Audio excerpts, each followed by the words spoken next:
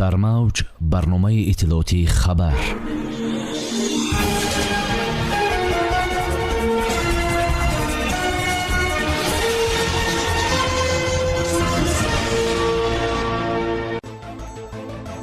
исмоилзода гуфт, кай лимити барқ лағв мешавад. талко аз барқи тоҷик 390 миллион сомонӣ қарздор аст. ҳукумати тоҷикистон 5 миллиард қарзи барқи тоҷикро бахшид. ҳукумат рутбаҳои саргурд, сарҳанг, таҳамтану сипаҳсолорро қабул накард. раиси кумита сабаби тағйири номи қуллаҳо дар помиро изҳор дошт. ҷавони ронандаи таксиро дар душанбе бераҳмона бо беш аз 42 зарби корд кушт. бо шарҳи пурраи хабарҳо бо шумо ҳастам Муниса Тамулоева. салом.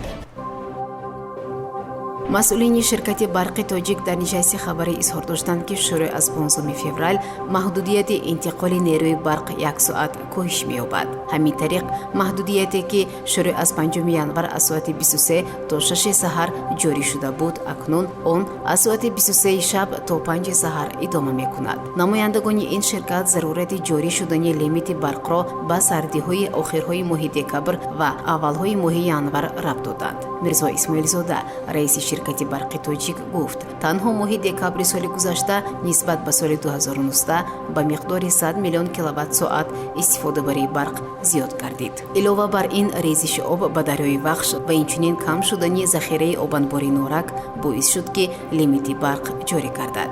исмоилзода изҳори боварӣ кард, ки бо мусоид омадани боду ҳаво ва беҳтар шудани резиши об дар маҷрои дарёи Вахш рӯзҳои наздик маҳдудияти интиқоли нерӯи барқ комилан аз байн бардошта мешавад. раиси ширкати барқи тоҷик мирзо исмоилзода зимни нишасти матбуотӣ изҳор дошт, корхонаи алюминии тоҷик талко соли гузашта беш аз 2 миллиард киловатт-соат нерӯи барқ истифода кардааст. ба иттилои исмоилзода, корхонаи алюминии тоҷик аз ширкати барқи тоҷик қарзи ҷорӣ надорад, яъне ҳаққи барқи соли гузашта истифода кардаашро пардохт кардааст, аммо аз солҳои пешин 390 миллион сомонӣ қарзаш аз барқи тоҷик боқӣ мондааст. ин дар ҳолест, ки Шерали Кабир, вазири саноат ва технологияҳои нави Тоҷикистон гуфт, пандемияи коронавирус имкон надод, ки нақшаҳои корхонаи алюминии тоҷик барои афзоиши ҳаҷми истеҳсолот амалӣ шаванд. мутаассифона дар пайи сар задани пандемияи коронавирус кокси нафтӣ барои истеҳсолот саривақт интиқол дода нашуд. бори аввал дар таърихи талко интиқоли ашёи хом тариқи мошинҳо роҳандозӣ гардид, изҳор дошт вазири саноат. ҷамъияти саҳомии кушодаи корхонаи алюминии тоҷик дар соли гузашта алюминии аввалияро ба маблағи зиёда аз 136 миллион доллар дар ҳаҷми 87 000 тонна ба хориҷи кишвар содир кардааст. харидори асосии алюминии тоҷик кишварҳои аврупо арзёбӣ мегарданд. сардори департаменти иқтисод ва молияи ширкати барқи тоҷик Рустам Маҷидзода изҳор дошт, ҳукумати Тоҷикистон 5 миллиард сомонӣ қарзи ширкатро кам кард. номбурда зимни нишасти хабарӣ гуфт, соли 2020 бо дастгирии бевоситаи ҳукумати Тоҷикистон дар доираи барномаи солимгардонии вазъи молияи ширкат 5 миллиард сомонӣ қарзи барқи тоҷик дар назди вазорати молия аз ҳисоби татбиқи созишномаҳои зерқарзӣ кам карда шуд. барномаи солимгардонии вазъи молияи ширкати мазкурро ҳукумати Тоҷикистон соли 2019 тасдиқ кард ва раванди амалишавии он то соли 2025 идома хоҳад ёфт.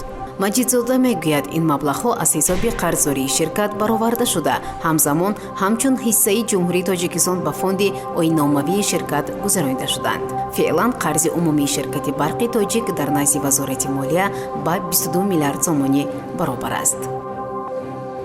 Раҳим Зулфониён, сардори шӯъбаи истилоҳҳои Кумитаи забон ва истилоҳоти Тоҷикистон мегӯяд, ба гурӯҳи корӣ, ки ба таҳиёи лоиҳаи қонун дар бораи ӯҳдадориҳои ҳарбӣ машғул буд, гузинаҳои тоҷикии рутбаҳои ҳарбиро пешниҳод кард. Зулфониён зимни нишасти матбуотӣ изҳор дошт, истилоҳоти низомӣ ба хусус рутбаҳо ва воҳидҳою ягонҳои низомӣ ба ҳукумат пешниҳод шуданд. ӯ аз пешниҳоди ин тағйирот ба гурӯҳе гуфт, ки лоиҳаи қонун дар бораи ӯҳдадориҳои ҳарбиро таҳия мекунад ва афзуд, ин масъала дар ҳукумати Тоҷикистон мавриди баррасӣ аст.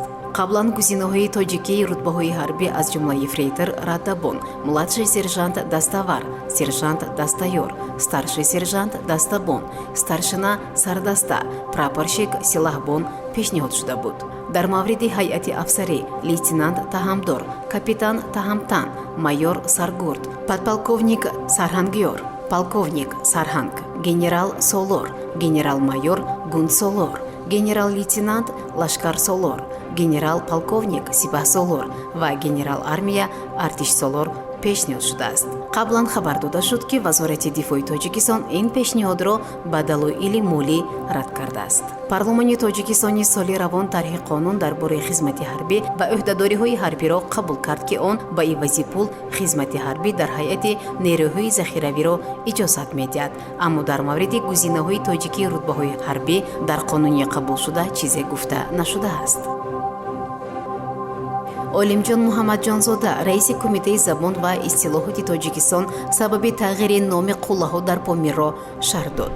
Ба гуфтаи ӯ, қабл аз тағйири номҳои ҷуғрофӣ аз ҷумла номи қуллаҳо бо идораҳои давлатӣ мувофиқа сурат мегирад.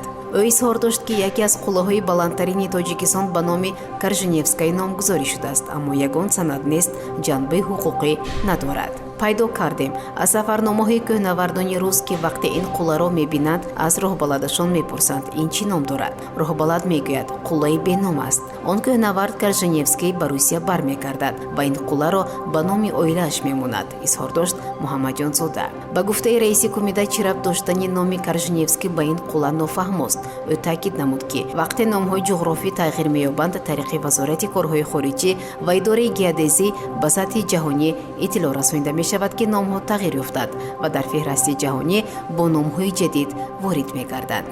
ёдрас мешавем, ки қуллаи Корженевская, ки бо баландии 7105 метр аз баландтаринҳо дар минтақа мебошад, бо қарори ҳукумати Тоҷикистон номи озодӣ гирифт. қуллаи мазкур 13 километр шимолтар аз қуллаи Исмоили Сомонӣ ҷойгир мебошад.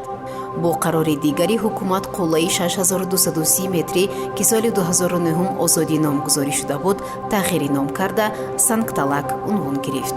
ҳукумати Тоҷикистон кумитаи давлатии идораи замин ва геодезиро муваззаф карда буд, ки дар ҳамкорӣ бо идораҳои дигари давлатӣ барои татбиқи қарорҳои мазкур чораандешӣ намояд. вазорати корҳои дохилии Тоҷикистон аз боздошти як сокини ноҳияи Ҷайҳун хабар медиҳад, ки дар қатли бераҳмонаи як таксирони пойтахт муттаҳам мешавад.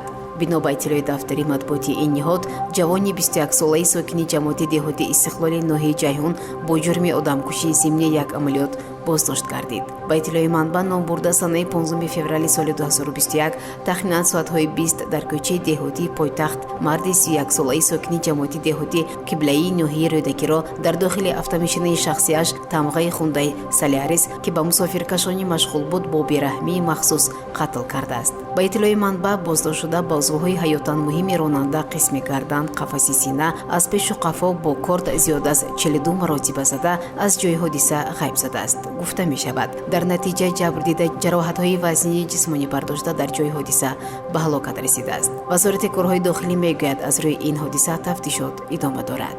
бино ба иттилои дарёфти Спутник Тоҷикистон, нафари ҳалокшуда зодаи ноҳияи Меъминобод ва таксирони ширкати 1111 буда, мусофир ӯро барои маблағи роҳкиро куштааст, аммо вазорати корҳои дохилӣ сабаби рухдоди қазияро шарҳ надодааст. сомиёни азиз, инҷо мерасем ба фарҷоми барнома. то барномаи дигар, дар амони худо бошед. хайр. барномаи иттилоъоти хабар аз рӯйдодҳои Тоҷикистон, минтақа ва ҷаҳон огоҳ бош.